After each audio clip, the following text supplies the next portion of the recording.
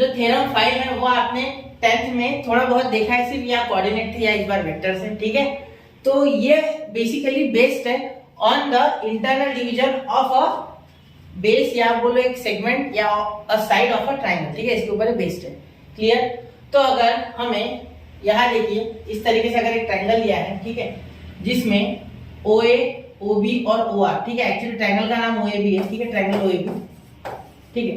तो यहां से अगर हम O से एक AB पे एक ऐसी लाइन बनाए या ऐसी सेगमेंट बनाए जो कि AB को m:n रेशो में डिवाइड करे, AB को m:n रेशो में डिवाइड करे, जैसे कि AR आपका हो गया m और BR आपका हो गया n, ठीक है।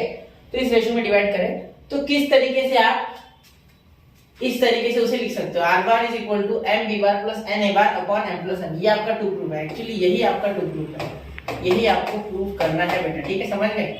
अब यहाँ सोचने वाली बात ये है, ठीक है, कि सर ये प्रूफ हमने कहीं ना कहीं देखा है 10th स्टैंडर्ड में, ठीक है, लेकिन वेक्टर्स के फॉर्म में पहली बार देख रहे हैं, ठीक है। हमने यूज तो इसे कर लिया होगा क्योंकि थ्योरम्स पहले हम यूज करते फिर बाद में सीखते हैं, ठीक है, जनरली ऐसा ही होता है बहुत बार, एटलीस्ट 12th में। तो अभी हम भी वैसे ही करा रहे हैं आपको, पहले हमने आपको एप्लीकेशन सिखा दिया, ये गलत जगह हो गई, ठीक है।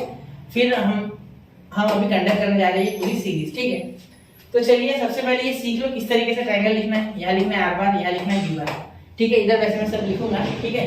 यहाँ देखो अगर प्रूफ लिखे हो तो क्या होगा बेटा, देखो सबसे पहले आपको लिखना है, ठीक है, सबसे पहले आपको क्या लिखना है कि ये जो AB है, ठीक है, मतलब पॉइंट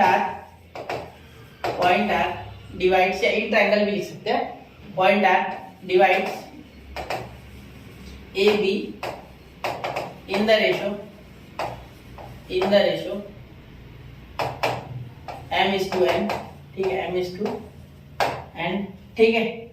आगे let OA is equal to A bar, OB is equal to B bar and OR is equal to R bar, OR is equal to R bar, ठीक है, बिल्कुल ऐसा आप बोल सकते हो बेटा, बिल्कुल बोल सकते सर, ठीक है।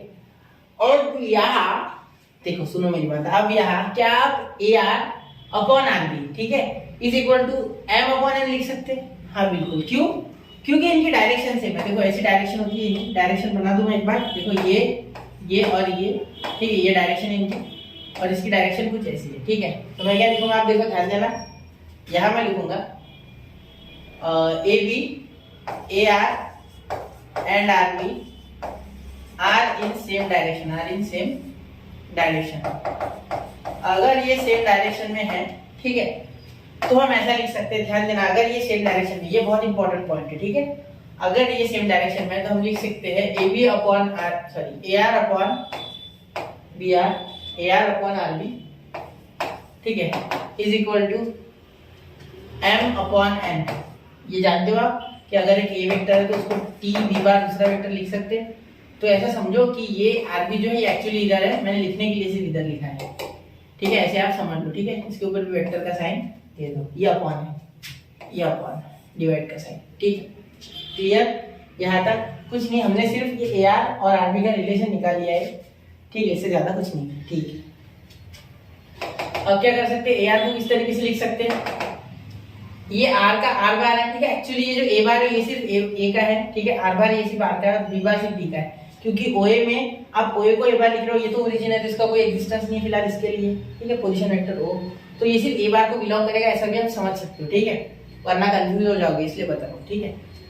अब यहाँ क्या करते हो, अगला माइनस पिछला, तो सॉरी पिछला माइनस अगला, यानी R बार माइनस A बार, ठीक है, अपॉन ये B है ना, तो यहाँ हो जाएगा B bar minus R bar, ठीक है, is equal to m upon n, ठीक है, इसे लिख सकते हो आप B bar minus R bar is equal to m upon n। ये n इधर आ गया तो n इंटू ये R बार हो गया, ठीक है, माइनस n इंटू ये A बार हो गया तो n A बार,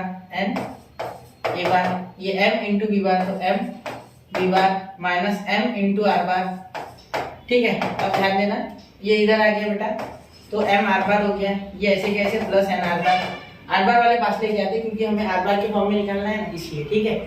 और ये m B बार वैसे का वैसा रह गया बेटा, ये माइनस को उधर जाके प्लस तो प्लस n A बार, ठीक है, यहाँ पे R बार कॉमन तो क्या आ गया m plus n is equal to m B bar plus N A bar, ठीक है।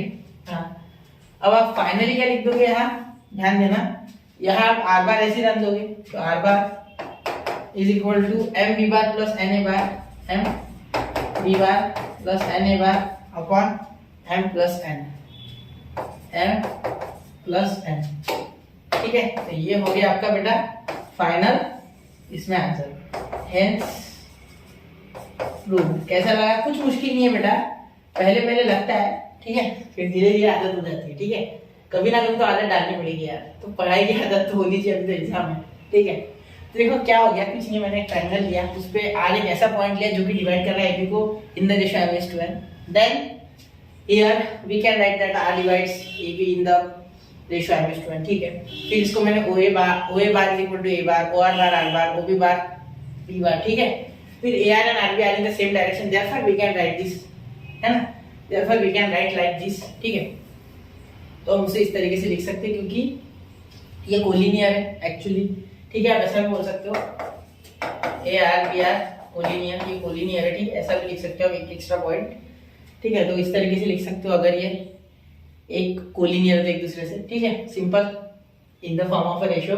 ये आरबी एक्चुअली उधर था, हमने इधर डायरेक्टली लिखे हैं। ये m/n एक स्केलर है, ठीक है, जो कि इन दोनों का रिलेशन शो कर रहा है, ये समझ रहा है। पिछला अगर आपने थ्योरम देखा है तो आपको ये आ रहा है, पिछले 4 थ्योरम मैंने पढ़ाए थे, उसमें मैंने अच्छे से एक्सप्लेन किया है, ठीक है। फिर R bar minus A bar B bar minus R bar equal to m/n, यह एन से दोनों को मल्टीप्लाई, फिर m से दोनों को मल्टीप्लाई, आर बार कॉमन निकालना था इसलिए एक साइड लेके आए, आर बार कॉमन निकाले, बचा हुआ अंदर लिख लिया, ये जो फालतू का था उधर भेज दिया, जो हमारे काम का नहीं था इधर, फिर इसे नीचे लेके गए और आ गया आपका आंसर, ठीक है। यहाँ मल्टीप्लाई, यहाँ जाके डिवाइड, यहाँ न्यूमरेटर यहाँ डिनोमिनेटर, ठीक है। चलिए नोट कीजिए बेटा, इसे बहुत इंपॉर्टेंट है ये, क्योंकि आपको ये पता रहा तो आपको एग्जाम में बहुत फायदा होता है, सॉरी, और अगर ये बीच में आ जाए, प्रूफ में आ जाए तो भी हो जाएगा, ठीक है। चलिए नोट कीजिए।